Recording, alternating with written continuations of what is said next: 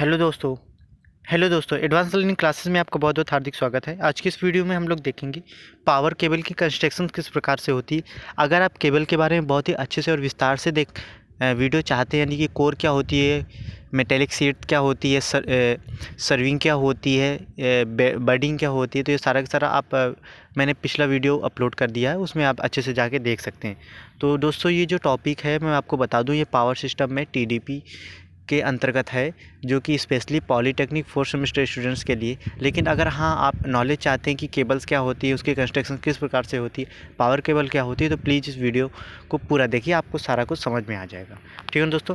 तो सबसे पहले हम लोग बात करते हैं कि केबल क्या होती है। तो केबल हमारी क्या होती है कि केबल जब कंडक्टर को इंसुलेटेड मटेरियल से कवर करके हम लोग उसमें इलेक्ट्रिसिटी का फ्लो किसी एक पर्टिकुलर डायरेक्शन, एक्सियल डायरेक्शन में फ्लो कराते हैं, फ्लो कराने के लिए यूज करते हैं, तो वही हमारा केबल कहलाता है। ठीक है दोस्तों। अब बात करते हैं इसके कंस्ट्रक्शंस की। पावर केबल, तो पावर केबल का अगर पावर का नाम ही आ रहा है तो मतलब ये हाई वोल्टेज को फ्लो कराने में यूज हो जाती है। ठीक है ना दोस्तों। तो ये सबसे पहले बात करते हैं यहाँ पर, तो मैंने बता दी थी कि इसकी याद करने की तरीके मैंने बताई थी कि अगर आपको याद रखना है किस तरीके, तो एक फॉर्मूला होता है सिम बस। क्या होता है? सिम बस मैंने बताया था। तो ये सी का मतलब होता है कोर या क्रोड, आई का मतलब इंसुलेशन, ठीक है ना, एम का मतलब मेटेलिक सीट, बी का मतलब बर्डिंग, ए का मतलब आर्मरिंग और एस का मतलब क्या होता है? शर्विंग होता है। ठीक है ना, शर्विंग होता है। इसके बाद अब हम लोग देखते हैं कि इसके एक एक पार्ट को, उसी को पार्ट को हमने यहाँ पर एक एक पॉइंट में लिख दिया है कि केबल में पावर को ट्रांसफ़र करने के लिए एक से अधिक वैद्युत चालकीय धात्विक रोड अवस्थित रहती हैं, और ये रोड प्राय किससे बनी होती हैं? कॉपर या एल्युमिनियम कंडक्टर करके बनी होती हैं। इस वजह से ये गोल, चपटे या अंडाकार किसी भी आकृति में हो सकते हैं। इसके बाद क्रोड को हम लोग क्या करते हैं? ऑयल इम्प्रेग्नेटेड इंसुलेटर पेपर में लपेट करके वार्निश टेप के साथ हम लोग बांध देते हैं। ठीक है दोस्तों। इसके बाद हमारा आता है लेड या एल्यूमिनियम एलॉय मटेरियल की मेटेलिक सीट केबल के इंसुलेटर के ऊपर नमी, आर्द्रता, पानी अथवा एक्सटर्नल डैमेज से बचाव के लिए चढ़ाया जाता है। फिर मैकेनिकल डैमेज तथा कोरोजन आदि से बचाव के लिए हम लोग मेटेलिक सीट के ऊपर हिसैन टेप या जूट की बेडिंग करते हैं। फिर बेडिंग के बाह्य आघातों से बचाने के लिए हम लोग गैल्वेनाइज्ड स्टील या एल्यूमिनियम के तारों की सहायता से एक या दो परत की आर्मरिंग की जाती है।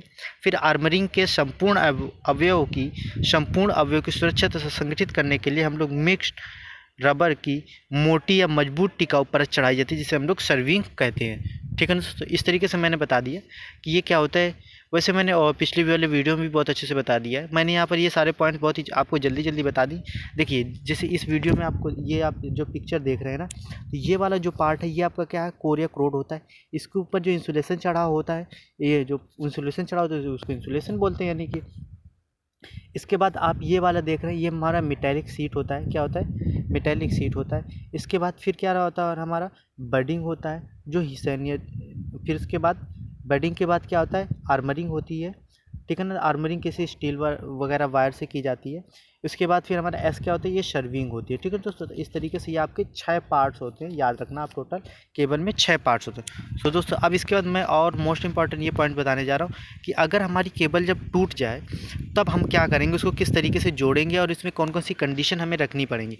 ठीक है ना दोस्तों। वो सारे पॉइंट्स मैंने आपको अच्छे से बताएं। आप प्लीज़ थोड़ा देखो, इसमें क्या है कि इसमें कुछ आपको वीडियोज तो दिखाया नहीं जा सकते, फिर ऐसे तो है नहीं, तो आप यहाँ थोड़ा सा अपने से एज्यूम करने की कोशिश भी करना।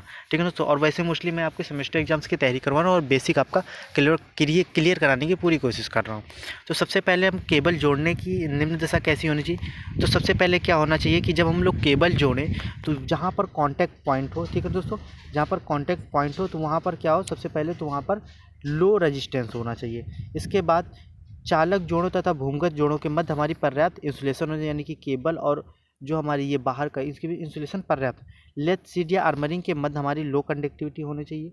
पूरी तरह से जल सा ढक्कन का प्रबंध होना, यानी कि जहाँ पर हमारी केबल में जॉइंट लग रहा हो वहाँ पर ऐसा करके बना देना चाहिए, और ऊपर से ढक्कन, यानी कि वहाँ पर पानी वगैरह ना जा पाए। जोड़ों की पर्याप्त मैकेनिकल सुरक्षा भी होनी चाहिए। इसके बाद हम यहाँ पर बोलते हैं आप करते कैसे, उसकी ये जो प्रोसेस है वो लिखी हुई है। बस मैं आपको पढ़ देता हूँ, आप भी पढ़ लीजिए। आपको धीरे से 2-4 बार आप लिखेंगे और पढ़ेंगे तो वो याद हो जाएगा।